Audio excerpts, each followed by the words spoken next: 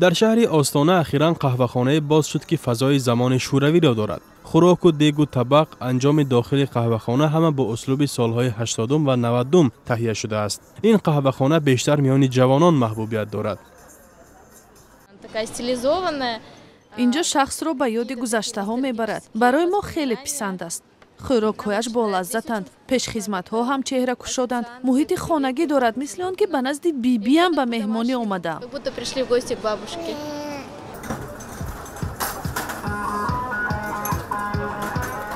مسئول قهوه‌خانه میگوید این مکان بیشتر به آنهای نگرانیده شده است که دوران کودکیشان به سالهای 80 و 90 راست می‌آید. اینجا تنها موسیقی زمان شوروی صدا می‌دهد و نامگوی غذاها نیز به همان زمان مطابق کرده شده است. به جشن‌های شوروی نیز دقت خاص می‌دهند. برای مثال 7 نوامبر در قهوه‌خانه روز انقلاب بزرگ سوسیالیستی اکتبر را تجلیل کردند.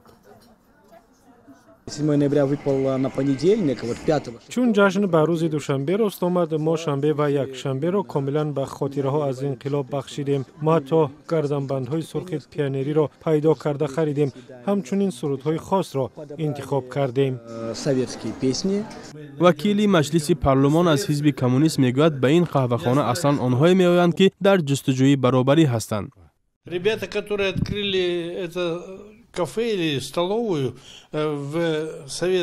آنهایی که این قهوه‌خانه را باز کردند دوربینند، زیرا حالا بیشتر مردم مشتاق جامعه‌ای هستند که همه برابر باشد، نه سرمایه‌داری بلکه برابر حقوقی شخص را با نفوذ می‌کند.